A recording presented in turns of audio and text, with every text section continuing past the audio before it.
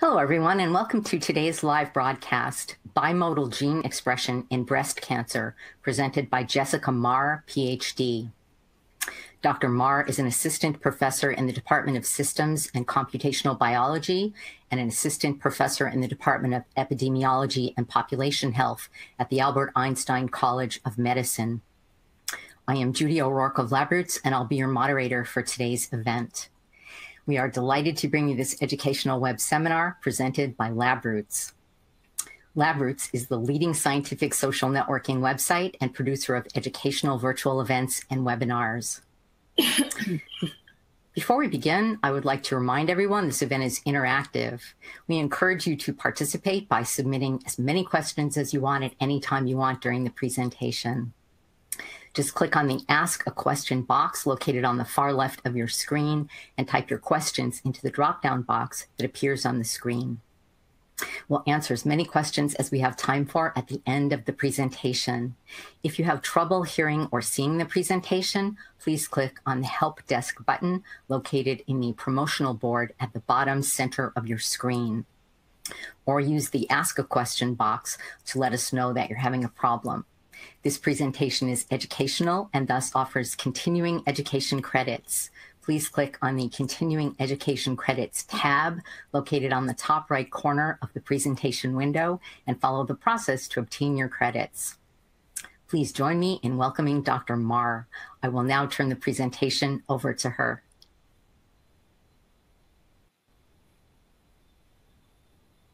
Thank you, Judy. Thank you so much for the kind introduction. And thank you to LabRoots for the opportunity to present my work at this amazing, fun virtual conference.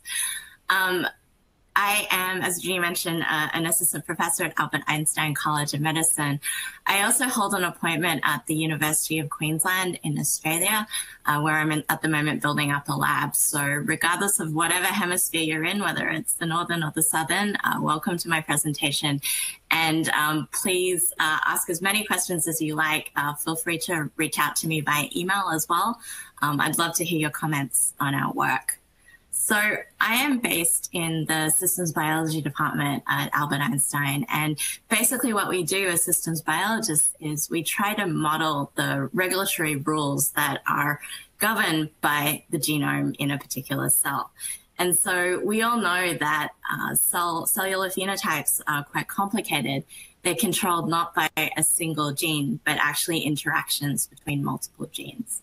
And so what our job is as systems biologists is really to figure out what the wiring is of these different types of networks that underlie a specific phenotype. And so I've used this example with specific cells that relate to cancer, but obviously any kind of phenotype adheres to these kinds of rules. So you can imagine that specific cells in our body are controlled by a specific regulatory network. And those networks change as the cell transitions to a more malignant phenotype, for instance, in the case of cancer. And then again, even more changes that are occurring at the network level to become a metastatic cell. And so this process is controlled by many different aspects, which we're trying to understand better in order to manipulate and control disease. So we know that these networks we know these networks operate with both signal and noise. And what I mean by that is the expression or abundance of different genes that are being produced inside a single cell. So we often think about genes that are upregulated or downregulated with a specific control or baseline. And this is certainly the case. What's happened in the last decade or so is we've come to appreciate that there is different levels of noise that these networks also operate with. And you can imagine that with a typical signal transduction pathway that's made up of different regulatory molecules like receptors or kinases or transcription factors, that there's a degree of variability or heterogeneity at which these signals are controlled. And that can have an effect on the degree of regulation and how much control these networks are operating on to define a specific phenotype. So what my lab is really interested in studying is this idea of heterogeneity and how it can tell us more information about how the genome is being controlled or regulated. And so I want to bring you back to perhaps more high school statistics, where we're talking about the probability density distribution. So you've probably seen this before, where you've got a density curve that represents a continuous data variable. So in this case, we're going to talk about gene expression. So if you imagine gene expression for a population of single cells, each point on this density represents the measurement of a single cell for a specific gene. And what is really interesting is that the shape of that particular distribution tells us a lot of information about that particular gene's role in a population. So in bioinformatics and in a lot of statistical modeling in genomics, we often focus on the mean or the median, which is basically the central location of this density. And in statistics, we refer to that as the first moment. But in actual fact, there are other moments or other summary measures that can define properties of this distribution. So for instance, the second moment you may be familiar with, which is the variance. And this captures the width of this distribution. And we can keep going to higher moments that really tell us different aspects of this distribution. So for instance, the third moment is skewness. This reflects how asymmetric a distribution is. And we can keep going up further. So kurtosis, hyperskewness. And as we get higher into these moments, they lose some of their interpretability. But the point is that there are different properties of distributions based on their shapes. And in fact, some of these higher moments can be really helpful for understanding how these shapes are distributed. And I think what we're really missing out on in bioinformatics is that we're focusing only on that first moment. So there's a lot more information to be mined from the gene expression distribution itself. And one feature, which will be the theme of this talk, is the idea of bimodality, where this distribution looks completely different from the stereotypical one I've represented here, in the fact that there are two modes and not one. But before we get to that, I just want to bring this back in terms of the idea of looking at changes in distribution as a way to understand regulation of the genome. In genomics, we often look at genes that are differentially expressed. And a statistic that we often use to do this is the familiar t-test. So if you go back to your high school math, the t-test is a statistic that's composed of looking at differences in average expression. And if we take the example of a disease group and a control group, so a two-sample t-test, you can see that genes that have, on average, a larger separation in their distributions are going to be prioritized by the t-statistic. And then we often balance this statistic by dividing by some sort of measure of noise. So what this actually says is that we want genes that are highly separated in terms of their average expression, with quite reliable or minimal noise in each of those distributions. And this is a very insightful way to characterize changes between the two transcriptomes in phenotypes that we're interested in studying. But scenarios where the t-test is not taking differences into account are illustrated below the gray line. So there's one example where, for instance, there is separation between the disease group and the control group. But as you can see by the green and blue lines, the variability in the disease group for this particular cartoon gene is much wider than the variability in expression for the control group. So perhaps that could indicate some sort of upstream mutation or aspect of that particular disease that is causing increased variability in the expression of that gene. And on the right of the slide, we have a more extreme example where, in fact, there is no separation in terms of the average expression. The two distributions between disease and control completely overlap each other. But in fact, you can see that there's considerable spread that's different between the disease and control. And so this very simple idea is one that we exploited in the context of factory stem cells, looking at neurological disorders like schizophrenia and Parkinson's disease. And so I invite you to check out a paper that we wrote quite a while ago in PLOS Genetics that took this idea and ran with it to really understand what other genes were perturbed in these particular diseases. But I want to focus more on this issue of bimodality and bring the idea back to the fact that when we look at gene expression data, there are a lot of different kinds of distributions that can theoretically be present, right? So we often think of the normal distribution or this bell curve distribution, which makes a lot of sense for continuous data. But in statistics, we know that there are actually other distributions that we can use to represent continuous data. And so some of these include the Cauchy distribution, which is like the normal but has higher tails. There's also the log normal, which is completely skewed. The Pareto distribution, which is heavily skewed. There's a spiky point there at the extreme values. The gamma distribution, which looks skewed here with a heavy tail, but can actually adopt a variety of different shapes. And finally, the bimodal distribution, which is unique in the sense that there are two modes in this distribution instead of one. So one thing that we set out to do a few years ago was to really test this question of whether non-normal distributions existed in human cancer transcriptomes. We know in theory that there are different distributions, but the question really was, do they exist in real data? And so what we used in this particular case was data from the Cancer Genome Atlas, which many of you may be familiar with. It's a wonderful resource out there.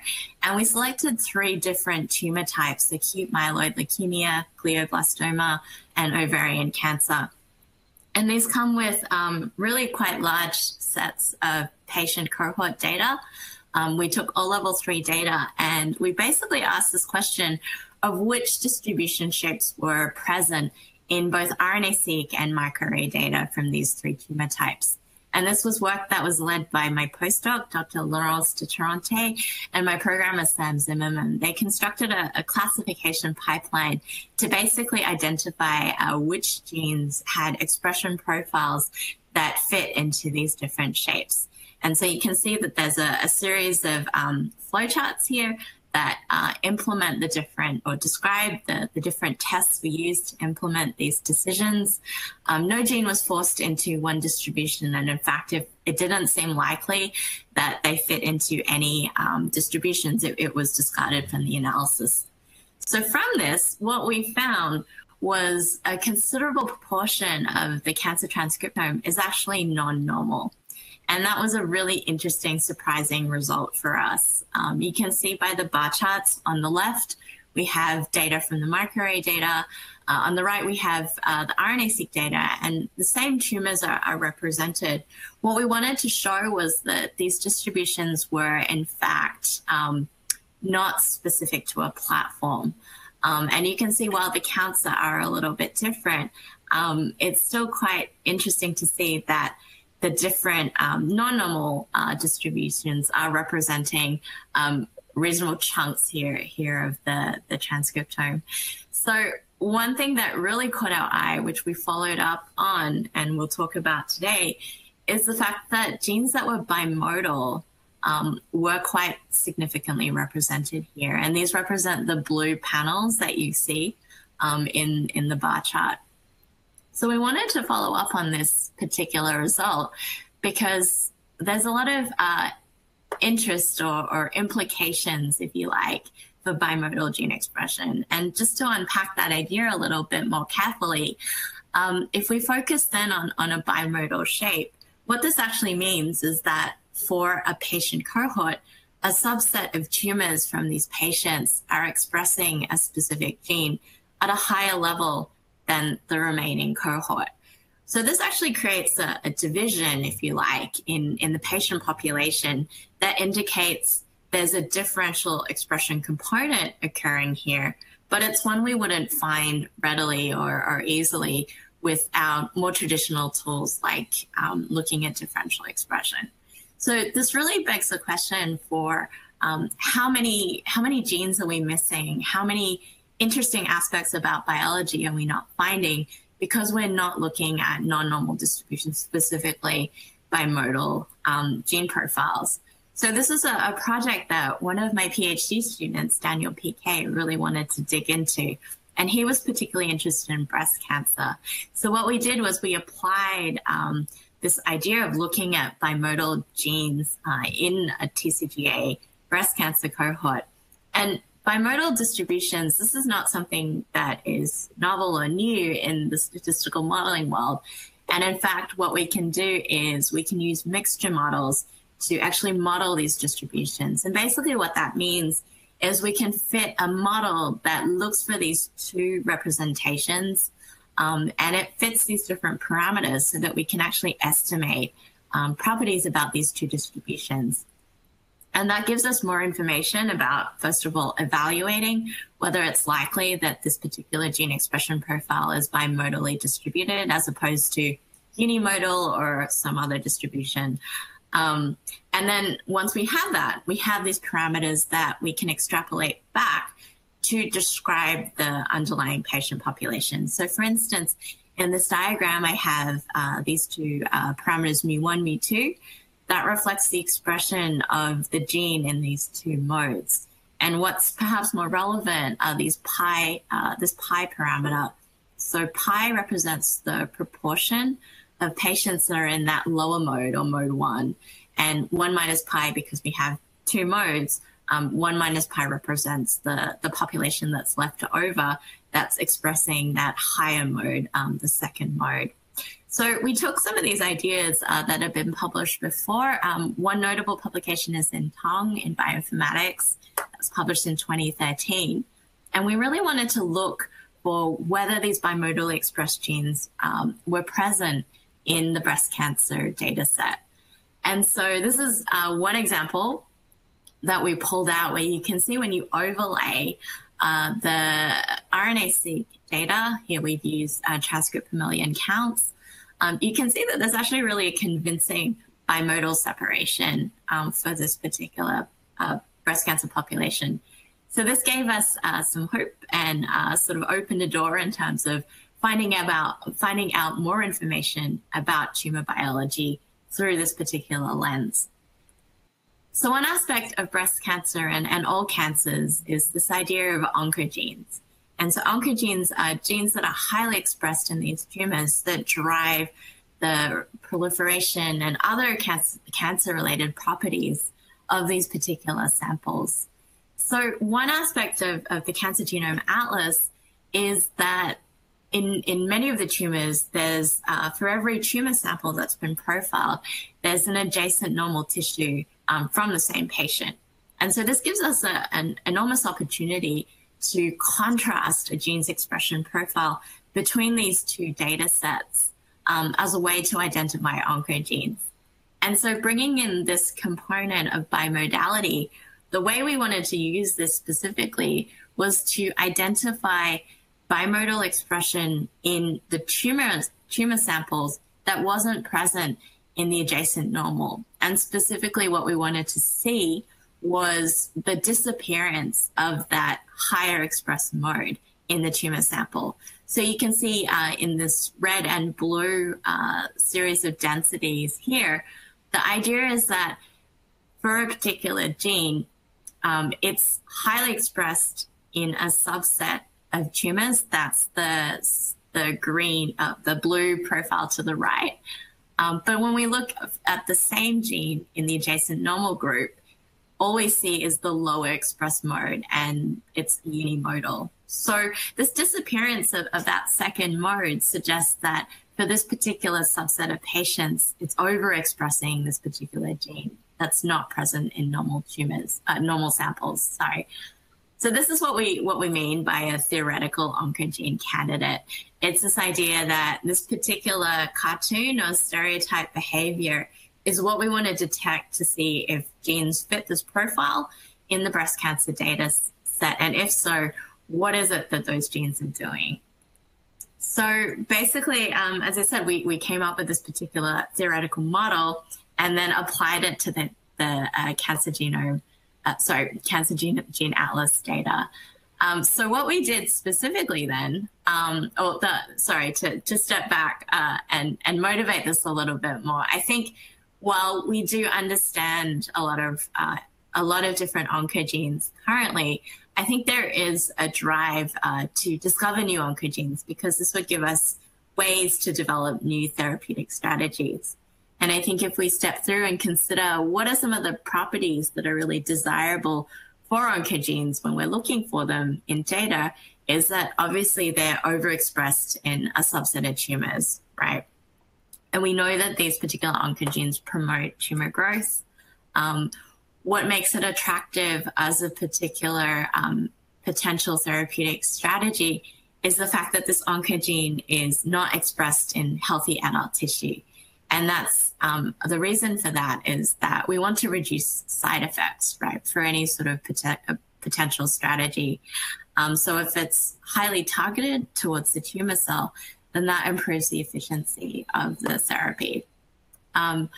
Ideally, also, these oncogenes are expressed in tumors with poor prognosis, so that will improve overall our ability to cure cancer, to control cancer in all patients, not just the ones that we have good, reliable therapies for.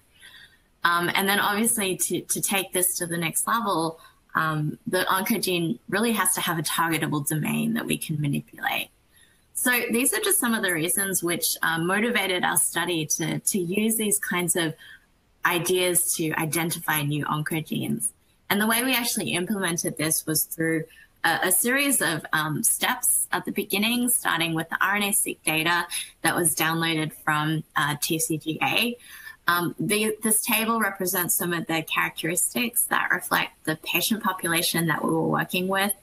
The numbers were initially about 100 tumor normal pairs from the same patients. And then through a series of different pre-processing steps to ensure quality and stability of our models, we whittled down the number of available mRNAs that were in our analysis down to about less than 4,000.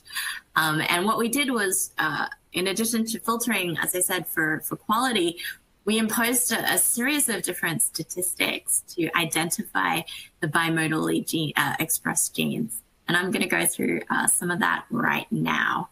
So the idea underlying this all obviously was to fit a Gaussian two-component mixture model to both the tumor and adjacent normal gene expression profiles.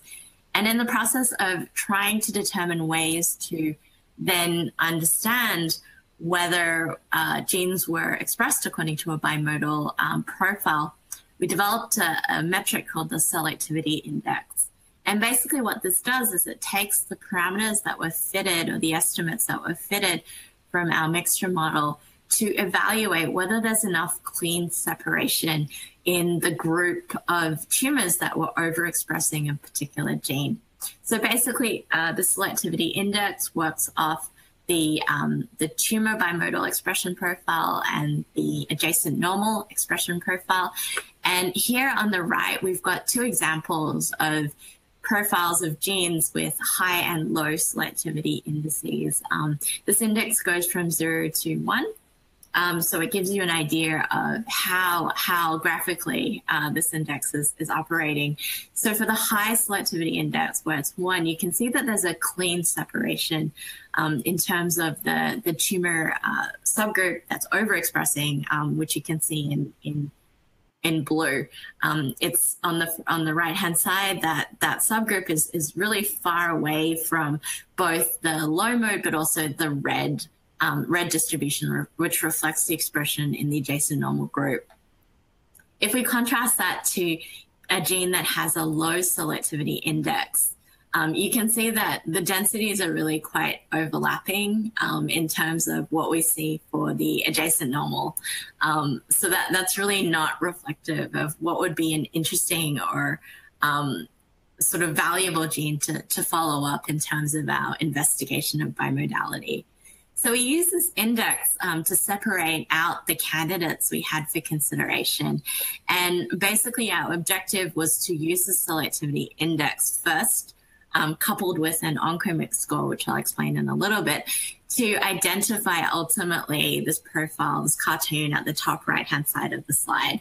So basically, can we computationally identify genes that follow this particular expression pattern?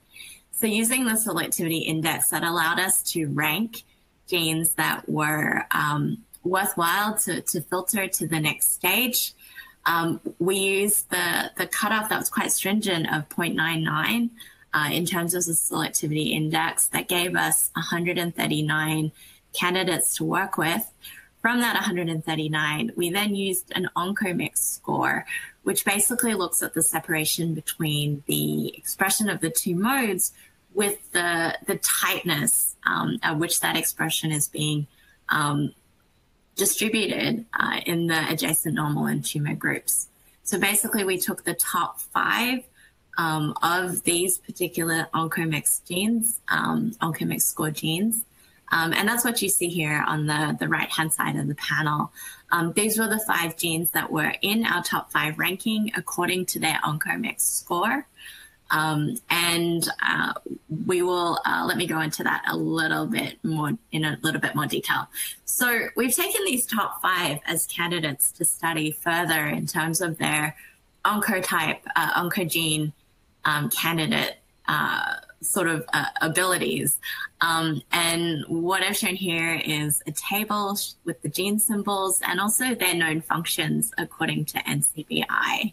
There are 2 genes here which have prior roles associated with oncogenesis, and that's NEL2 and another gene CBX2, which we'll focus on more in this talk. The question is, obviously, when you develop a new bioinformatics method, is how well does it do compared to existing approaches? And so we looked at that question by using 2 different methods. We used LIMA, which is one of the most common methods that's used to analyze gene expression data. It's often used to look for differentially expressed genes. And as you can see, when you do look at differential expression, there really isn't a lot of overlap in terms of the ranking or prioritization that LIMA has with Oncomix. So you can see what we've done is we've shown the rank out of the nearly 8,000 genes that were statistically significant in terms of their upregulation. And you can see that those ranks for LIMA for the genes that we've identified through Oncomix are nowhere near the top 5. The other method that we used was MCOPA, and this is a method that looks at outliers. What we're trying to do by looking at the bimodal expression and specifically contrasting with the adjacent normal is akin somewhat to looking at outlier samples or outlier tumors. So we used MCOPA to see if we could pick up any of the genes that we had identified with Oncomix. And you can see that this wasn't the case at all. There was an overlap in what MCOPA was finding as far as it considered genes that were determining these particular outliers. So we were quite encouraged with the exclusivity that we saw in the top 5 genes that were ranked by Oncomix. And the gene CBX2 was a gene that we were quite interested in, both for its role in the polycomb complex, but also its high rank. So what we did was we decided to delve into this further, and we looked at genes that were differentially expressed between tumors that were overexpressing CBX2. So now we're using CBX2 as a classification for tumors in the TCGA dataset. So we used it to classify these tumors into 2 groups, basically those that were overexpressing CBX2 and those that were not. And then between those 2 groups, we identified genes that were differentially expressed. So this is a volcano plot that's showing results of that differential expression analysis. And what you see, which was quite interesting, is an enrichment of pathways that were related to the cell cycle. So we've labeled some of those genes that are known to be involved here. They relate to the G2M checkpoint in the cell cycle. And what's interesting for CBX2 is that this is really quite consistent with some of the past work that's been done to understand the function of CBX2 and the contribution of this gene to cancer.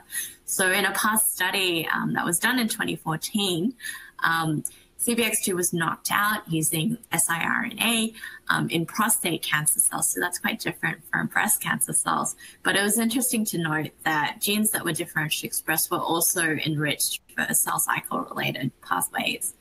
So this result is consistent with what we're seeing with ours. We took the same kind of analysis where we used the Oncogene candidate as a way to classify the patient samples into the 2 groups. And we looked at genes that were differentially expressed and specifically what pathways were over-enriched in those genes. And so this table represents for the 5 oncogene candidates that we found, what some of those enrichment results were that were statistically significant. You can see that not all oncogene candidates were represented. That's due to the fact that some of those, they didn't have a statistically significant enrichment, perhaps owing to a lower number of differentially expressed genes. But it's interesting to note that these pathways are related, as you might expect, to cell cycle, to proliferation type processes that would be that would make sense for these particular tumors. So what we also wanted to do was that, given this bimodal profile, we wanted to pose the question of what other sorts of regulatory or underlying molecular features are actually defining the segregation of these tumors into one mode versus another. So for instance, could we use information from DNA methylation or information from genetic variation to define or predict which tumor is more likely to go into the low expression mode or the high expression mode of a particular oncogene candidate? So to do that, you can imagine that is a huge exercise in data integration and statistical modeling. So what we used for this particular problem is a method called LASSO. And this is a variable selection method that uses logistic regression. And essentially, it allows for the inclusion of lots of different coefficients or covariates. And it shrinks the weights for these coefficients through feature selection to ensure representation of these covariates in predicting the final outcome. And so our final outcome of interest here was to use the membership of a particular tumor in the higher mode or the lower mode, depending on the oncogene candidate. So I apologize for the animation here is a little bit scatty, but essentially this reflects the steps that we used to implement LASSO for this particular data integration analysis. The package that was used was GLMNet, and the code is available. So please feel free to contact us if you'd like to see how we did this implementation. So basically, this is the result of our multi-omic prediction. Basically, we combine lots of different variables that were available in TCGA for this particular set of patients. And these can be broken down into various different categories. You can see on the panel, on panel A on the left, the first category related to DNA CpG methylation. So what we wanted to do was include the influence from DNA methylation of CpG sites that were in proximity to this particular oncogene candidate. Right, so these were broken down into specific regions, the promoter, the exons, the introns. The other category we wanted to include was those related to gene expression and copy number variation. So for instance, we used a classification molecular subtyping tool called AIMS, which I'll go into in a few slides' time. We wanted to include also copy number variation of that particular gene in case that was an influencing factor. You can imagine that higher copy number may relate to higher gene expression of that particular gene. We also have expression in the normal tissue. So that's a component, because in this case, we're modeling for our LASSO model, we're using the tumor data directly, but we also wanted to factor in expression in the normal tissue as well. There are also very relevant covariates to include that come from clinical data. And obviously, there are aspects that pathologists have looked at, for instance, like the stage of the tumor, percentage of tumor cells, and also things like race and age that also we know play a role in the particular tumor. We also wanted to include technical variables. While these may not be so exciting to study from a biological perspective, they're certainly important in adjusting for if we're going to have accurate estimates due to the other factors. And so these were things like the sequencing plate or the hospital that these samples were profiled, patients, where the patients were. These are all factors that we hope don't have a huge influence, but by putting them into the model, we're able to quantitatively adjust for them and account for their influence. So we know for sure which is the best way to go. So we used this lasso model to individually fit this multi-omic model for each oncogene candidate. And at the top of the panel, you can see that we've got area under the curve values that represent the fit or the appropriateness of this particular model for the different oncogene candidates. And you can see there's a range of values. CBX2 has the highest AUC value, 0.89. Basically, the way these values work is if it's 0.5, it's basically a random prediction, random guess. And so the closer to 1, the more confident that this is a predictive model it is. So 0.89 is really great. It gives us a lot of confidence in this model. And the other thing to note is the coefficient ranking. So you'll see for CBX2, for instance, 1, 2, and 3 that have been highlighted in blue. The ranking represents the significance of this covariate in predicting the overall assignment of whether a tumor is likely to be in that high expression mode or the low expression mode. And the color or the intensity of that color represents the direction of that prediction. So for instance, a covariate could positively influence or negatively influence that particular prediction. So you can see that these different predictions are all negative in terms of their model coefficient. And one of the most significant covariate is DNA methylation, specifically in the intronic region. So on the right-hand panel, under panel B, what we've got are the DNA methylation beta values. These are values that go from 0 to 1, where 0 represents not methylated, 1 represents fully methylated. And you can see the individual values for the patients that had baseline CBX2 expression versus those that were overexpressed. So these are the guys who are in the lower and the higher expression modes. And you can see that really there is quite a striking difference in the distribution of these this particular covariate between these two groups. And so it's really not a surprise that this particular covariate was had the highest rank or the highest weight towards determining that prediction. And when you do Wilcoxon rank sum test between these two groups, you see that difference is highly significant. So another result that we wanted to dig in more deeply was to understand how CpG methylation was distributed across this particular CBX2 gene. Okay, and this is something that we were able to extrapolate from the lasso model. And you can see in this top panel, there's box plots that show what's going on in terms of these DNA methylation beta values in the CBX2 baseline versus the overexpressed group. So this is the low and the high mode expression. And you can see at different locations as we step from upstream of the transcription site all the way down to the last exon, that region, you can see that there are different changes occurring between these two groups of tumors.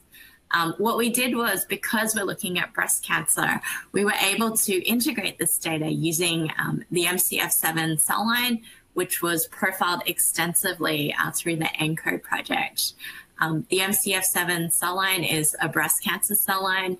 It was originally derived from a Caucasian elderly patient who had luminal A breast cancer. And so this actually represents a really good fit to our cohort in terms of those demographics. So it's, I think, a valuable resource to be looking at changes that we observed in our data.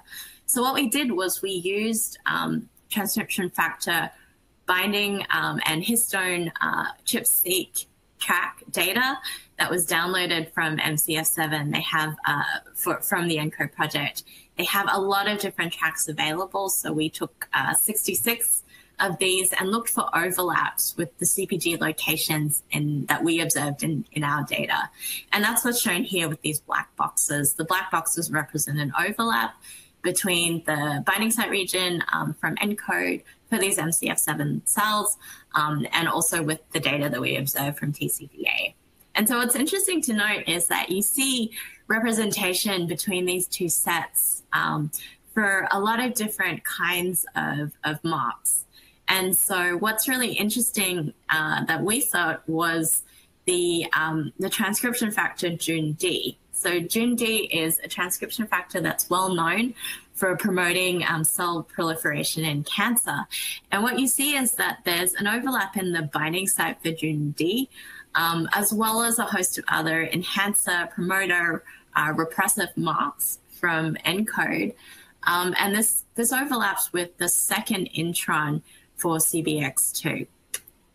So that's quite interesting. And so that allowed us to propose a potential mechanism, at least hypothetically, in terms of how JUN-D and CBX2 are coming together to drive this overexpression that we're observing in the breast tumors.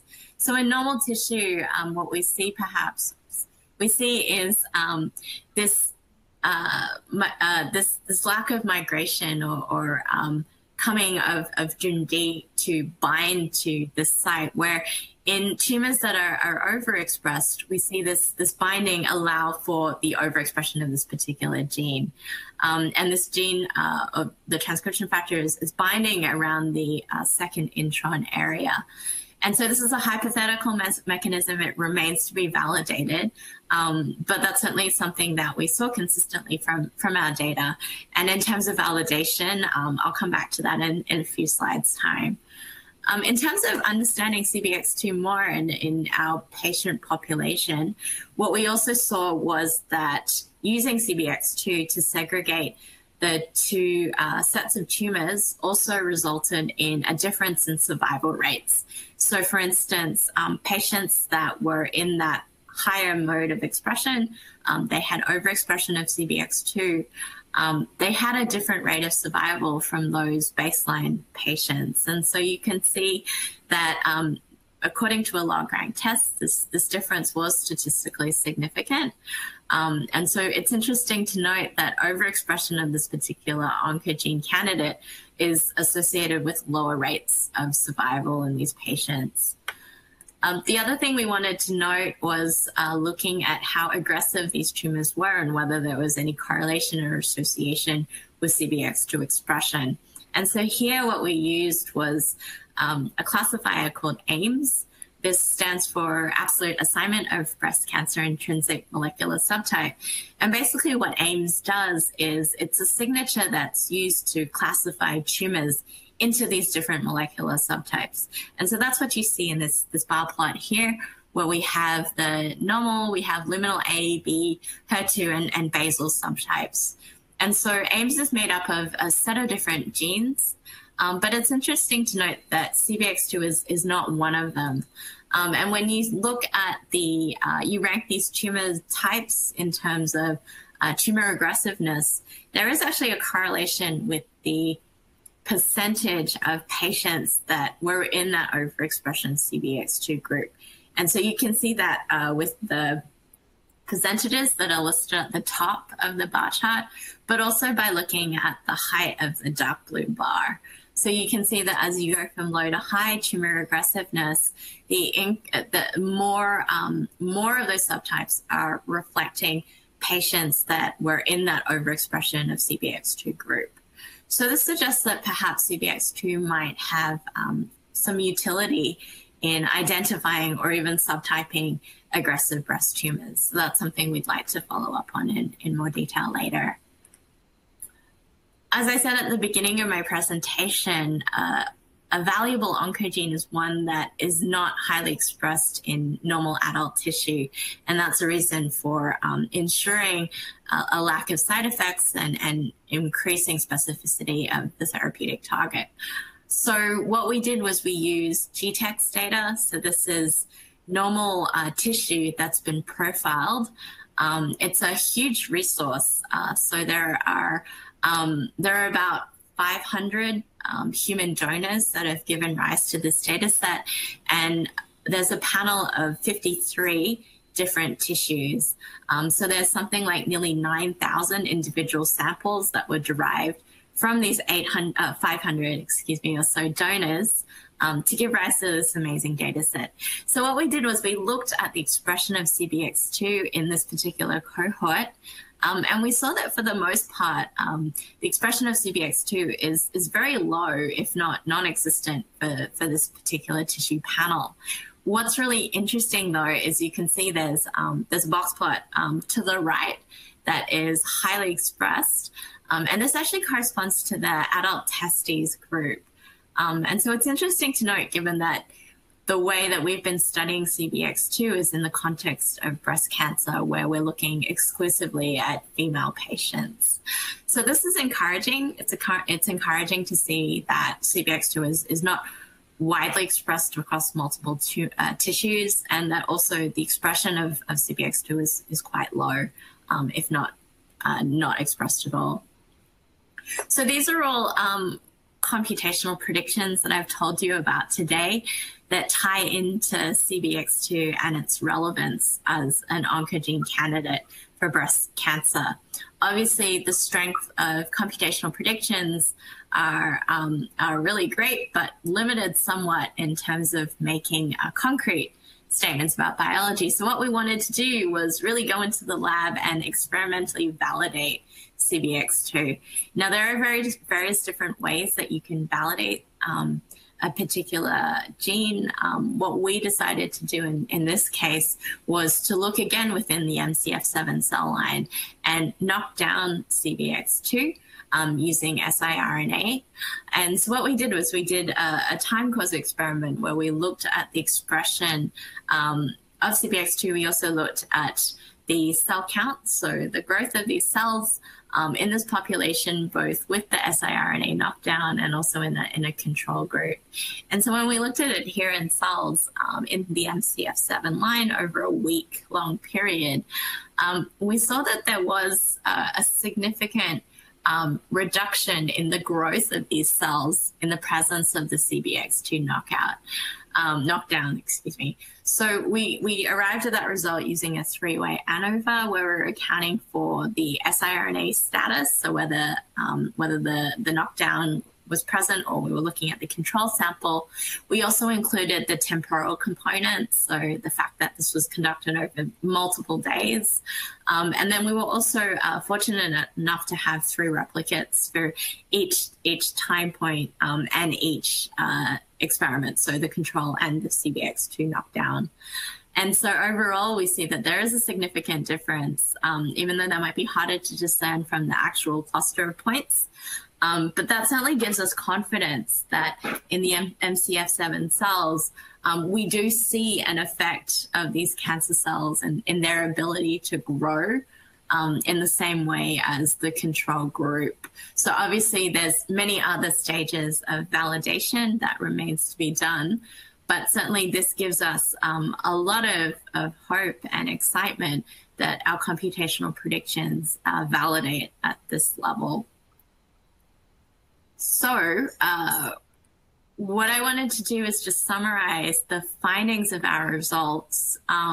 We've used this idea of looking at bimodally expressed genes to understand more about breast cancer, specifically to find oncogene candidates that we may have missed through relying on more traditional approaches like differential expression. We've identified 5 oncogene candidates from this particular analysis. They are clearly overexpressed in a subset of tumors, which is quite exciting because what we've done here is been able to identify a subset of tumors.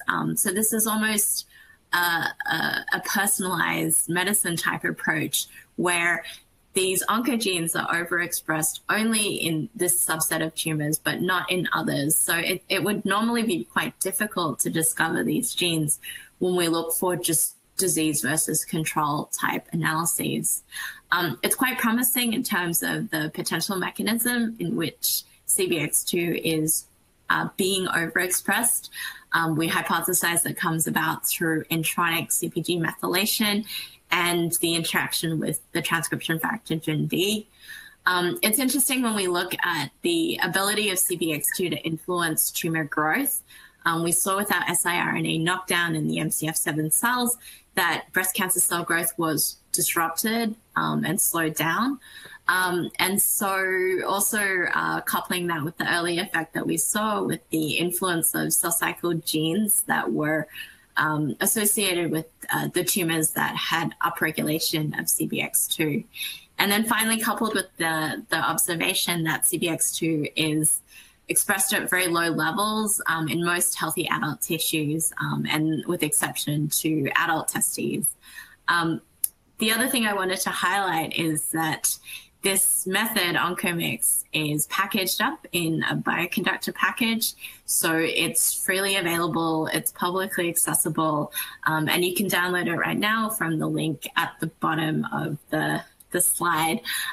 We'd love for any feedback or ideas or questions in terms of how to use the software, and also even in extending it. We'd love to collaborate with people who might have an interest in that particular area. So I'd like to close my presentation by acknowledging the many people who have helped support our lab and collaborated with us and been part of this work. My lab at Einstein contains many amazing people. Specifically, I wanted to acknowledge Daniel PK, who's the student that drove this particular project with bimodal expression. Laurence and Sam worked on the earlier part in terms of looking at the influence of different distributions.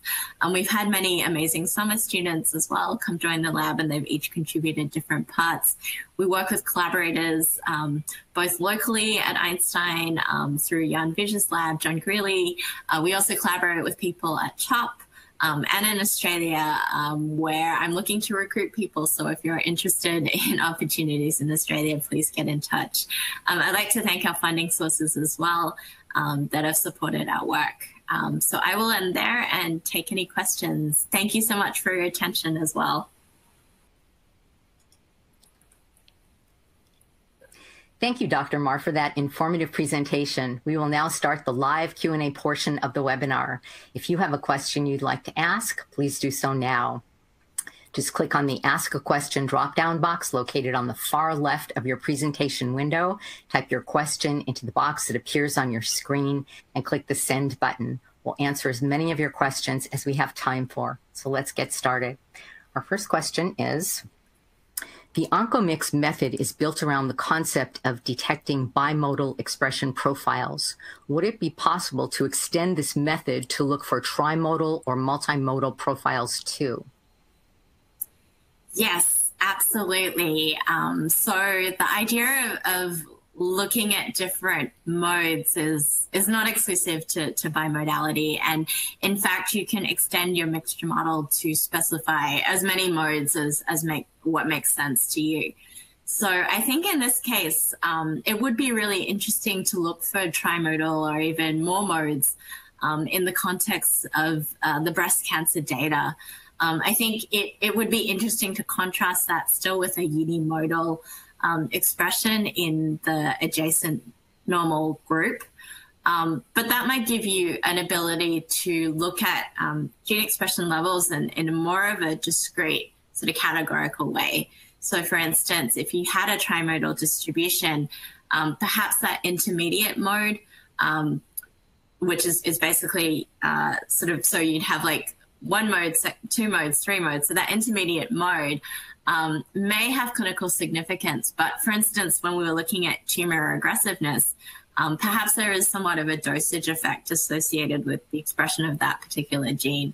So having a trimodal distribution would allow you to identify and classify those tumors that were falling into those three groups, and look perhaps for contrasting properties that were specific to the intermediate group or specific to the most highly expressed group, in the same way that we've been doing with bimodal expression.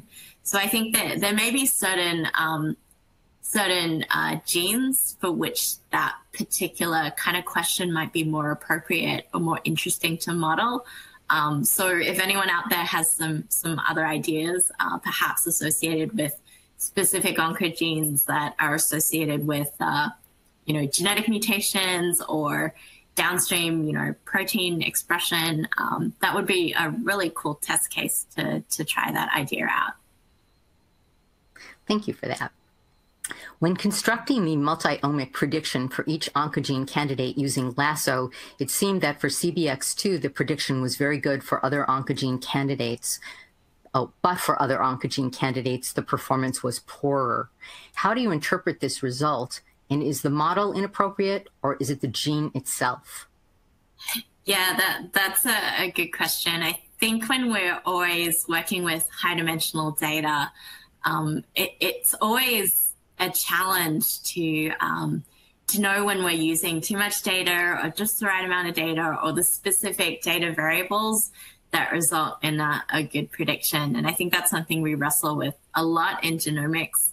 If you look at the AUC values that came out of the Lasso model, I think one of the reasons perhaps why some of the oncogene candidates performed more poorly is perhaps the set of predictors or the set of covariates that were input into the model. So it's possible that, for instance, EPYC, that was the gene that had an AUC of 0.5. It's possible that the set of covariates that we used to do that prediction were not sufficient. So whether it was that those we needed to add other or introduce other kinds of covariates, it's always a trade-off between, which covariates you include versus how many.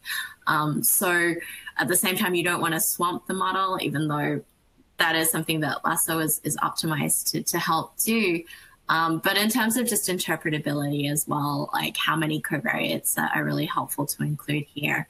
So it's possible that, for this particular gene, a different set or a more expansive set that covered other attributes may be more helpful, in which case that suggests the model is not as appropriate as the one that we tried. Alternatively, it could also be a gene that doesn't lend itself to prediction of these particular covariates. And that's something that we would need to delve into more deeply to understand which of those scenarios or answers it actually is. Thank you. We have time for one more question. Are there other applications that Oncomix could be used for, possibly not involving cancer? Yes. So as I mentioned, this idea of bimodal expression is really quite intuitive or straightforward.